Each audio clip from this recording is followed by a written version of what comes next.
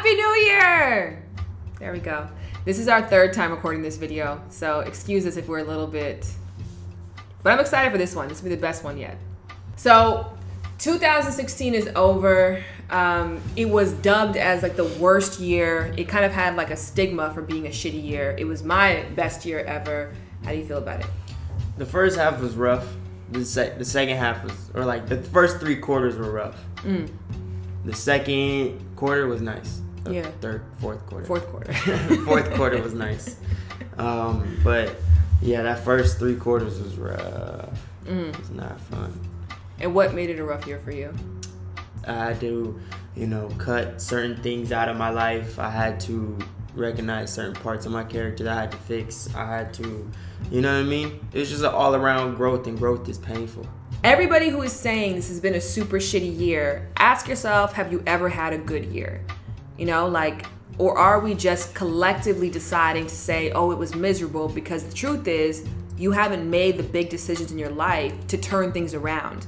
And it feels better to blame the year rather than to look at yourself and say, hey, the same shit that was going down in 2013, I didn't make adjustments for, and I'm feeling the effects of that now 3 years later. Times is hard right now. 2016 was hard.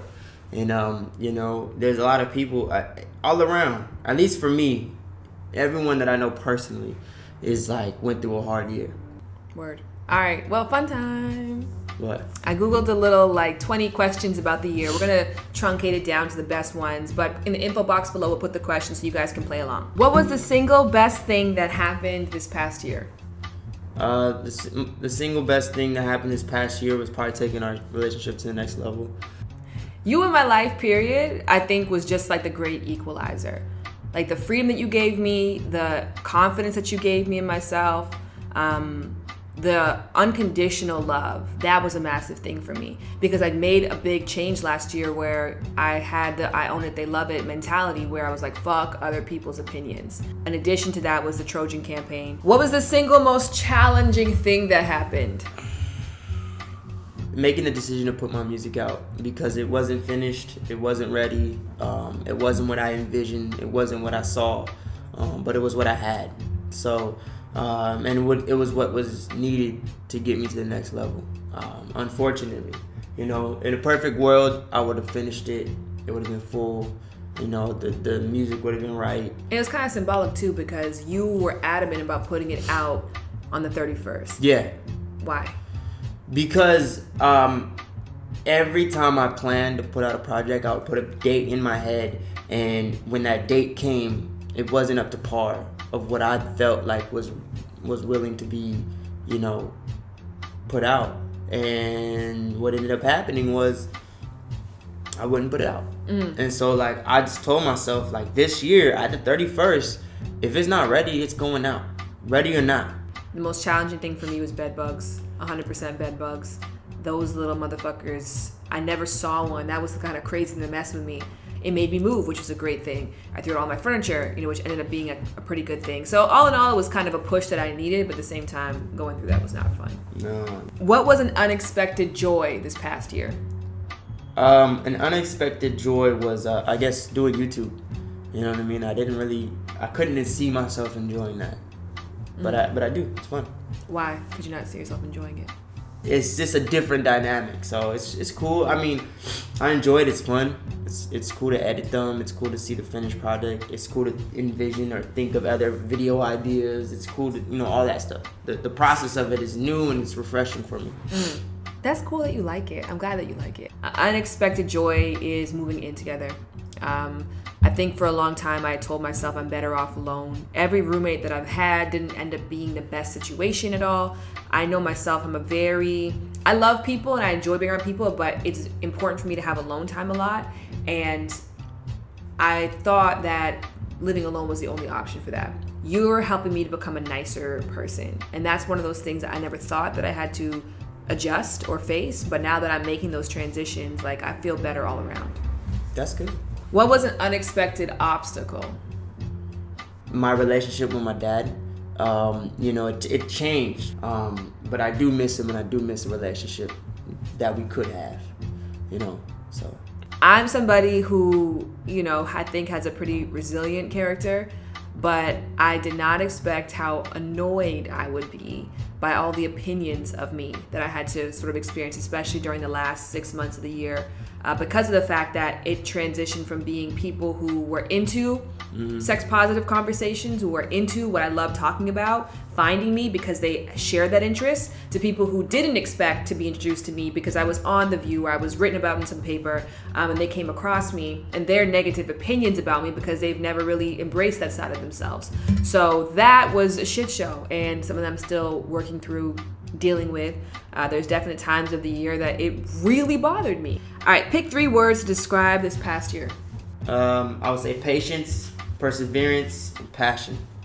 Oh, those are all good. Yeah, You said it was a shitty year, though. it was. Perseverance is not fun. Patience is not fun. And if I didn't have passion, I wouldn't have made it to the end. Love, revelations, and opportunity would be my 3 words. Love, because I experienced a new level of love with you in particular.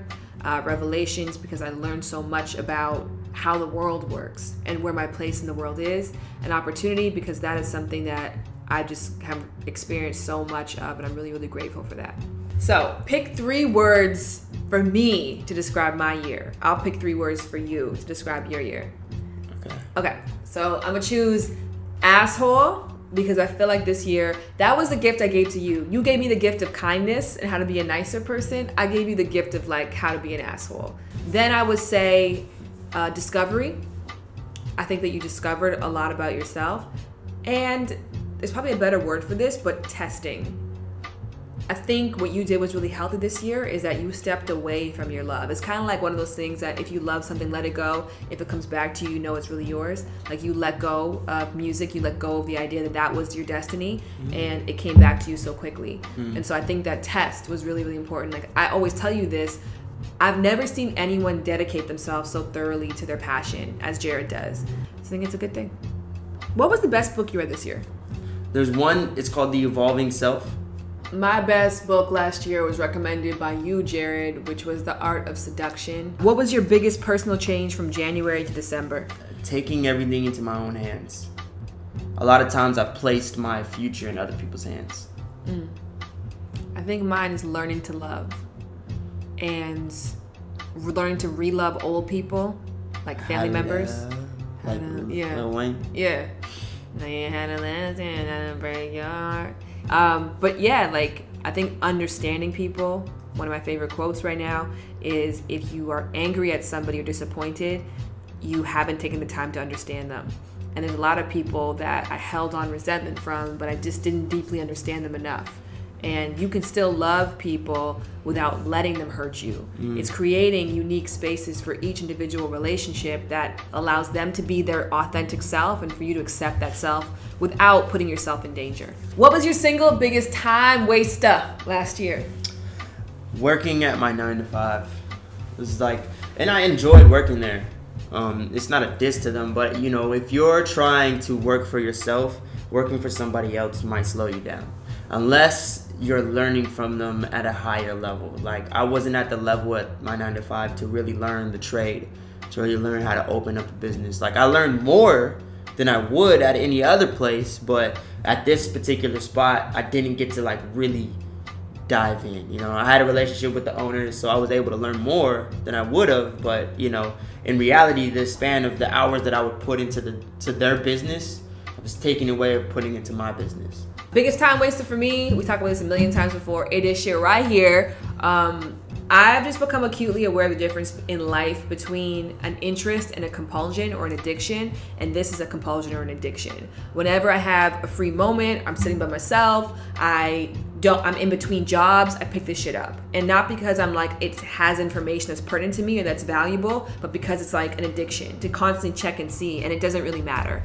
And at the end of the day, addictions are a natural part of life. We're designed to be addicted to things. And I'm 100% clear that I have an addiction to you. That there is a compulsion to think about you when I have a free space in my head, or to call you, to reach out to you, or want to do something with you, but it's a healthy addiction.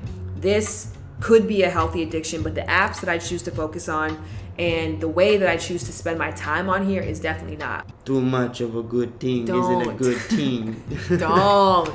You're the worst. Too much of a good thing isn't a good All team, your accents man. are bad, though. It's on purpose. Is it on purpose? Mm-hmm. Do a British accent. Tell me a phrase. Give me a phrase to say. It's like a real cloudy day outside. It's like a real I can't do accents. Create a phrase or statement that describes this past year. Whoa. That's it. 3 pieces of advice going into the new year. Enjoy the year. Learn. Adjust. And take it because it's yours. I like that one. I would say be aware of everything, and then choose something at a time to be aware of. Right now, I'm super aware of smells, how they interact with me, how they make me feel towards people. Just pick something constantly that you're aware of, that you're cognizant of how you experience the world in a different way. Do you love smells? Smells is like a big part of me. Really? Yeah. You haven't noticed? I don't always smell that good though. No, you do. Do I? Smell me right now.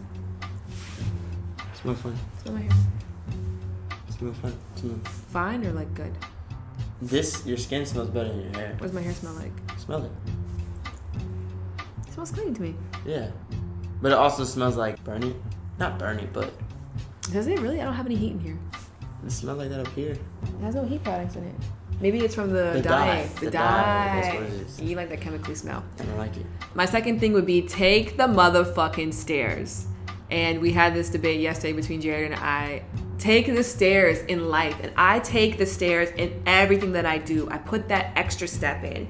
It makes me feel better. People notice that shit to say, wow, like that girl's taking the stairs. It also is good for your own morale that like you know that you did that one little thing for yourself. Instead of taking the easy way out, you chose to take the stairs. And then lastly, I would say pay attention to where you spread your love. I think love is one of those things that we can altruistically say, like give love, spread love, share love.